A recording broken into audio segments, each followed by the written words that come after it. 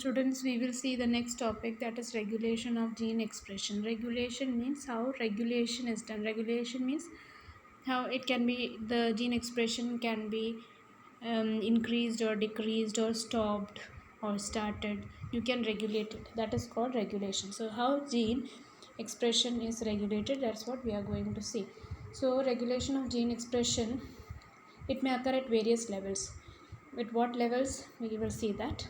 At the transcription level. Transcription level, when the primary transcript is formed, that is when mRNA is formed. At that stage also regulation can be done. Or in the processing level. Processing level means I have told you about exons, introns. So when introns are removed, that is called splicing. So in that stage also regulation can be done.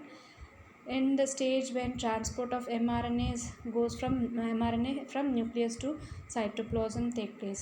From mRNA moves from nucleus to cytoplasm. In that stage also regulation can be done. And at the translation level, that is when translation take place, when tRNA is coding for the genes, and when proteins are formed, at that time also regulation of gene expression can be done. So that is what is shown in this picture. In prokaryotes, the control of rate of transcription initiation is the predominant site for control of gene expression. So in the transcription, because in prokaryotes the whole thing is happening at one go, but not as in eukaryotes in different steps. So because there is no differentiation between nucleus and cytoplasm there. So in that case, the transcriptional initiation is the site where gene expression can be controlled. And in a transcription unit, the activity of RNA polymerase at a given promoter is regulated by accessory proteins. Now this we are going to see what is happening. Before I'll explain you this in detail, before we go to that, you will understand what is an operator. Now operator, you see here, this is the diagram of a DNA sequence. DNA sequence you can see here. Here it is a promoter, operator and structural gene. Now when you were studying transcription, you have studied about promoter, terminator and structural gene. This promoter, structural gene and terminator, this much you have studied when you were studying about transcription unit. Now we are coming across another term, that is operator, which exists between promoter and structural gene. So what is it actually? It is a sequence which interact with proteins. Now from where the proteins are coming, you can see a segment here, that is the regulatory gene. This regulatory gene will produce some proteins. That proteins will be actually the repressor protein. So what they will do, those proteins will come and bind with this operator. I repeat, regulatory gene, it will produce some regulatory proteins. Regulatory proteins are actually the repressor protein. This repressor protein will go and bind with operator. So when this repressor protein go and bind with the operator, you have studied RNA polymerase is the one which help in transcription. So RNA polymerase binds with promoter and then it continues the transcription. So when the repressor protein is binding to promoter, what is happening? There is a block there. So the RNA polymerase cannot go for transcription. So that is how the operator, that is the process, that is the function of operator. It will bind with the repressor protein and stop the function of RNA polymerase, and so the gene expression would be stopped. So for this, the name that is given is operon. This whole the structure, that is called operon. So what is operon? It is a set of many structural genes arranged under a common promoter. Now many structural genes you can see here, it is under a common promoter and a common operator.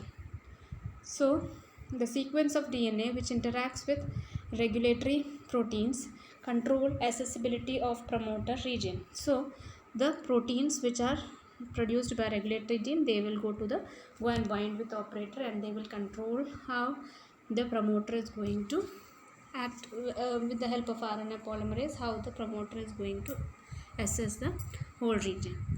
So structure of an operon, as you can see, it consists of a promoter. As I told you, promoter initiates transcription, allows RNA polymerase to bind with it, and decides which gene to participate in mRNA synthesis.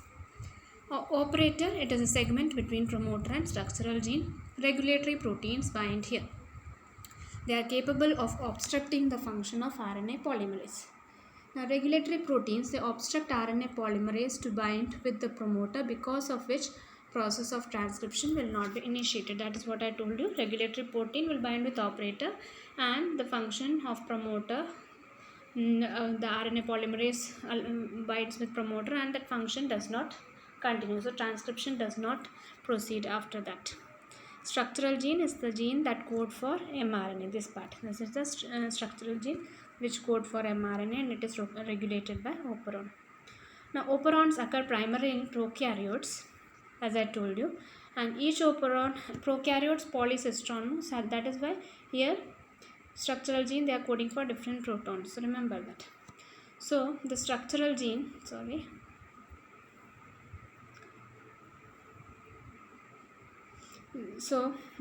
this operon, they primarily occur in prokaryotes, and each operon has its specific operator and repressor. Regulatory proteins can be of two types. They can be activator or they can be repressors. I told you regulatory proteins are produced by regulatory genes. So they can be of two types, activator or repressors. So activators are those which act positively on the operon. So positive operons they will be acting positively, and they will help in the gene expression. So they help in positive regulation.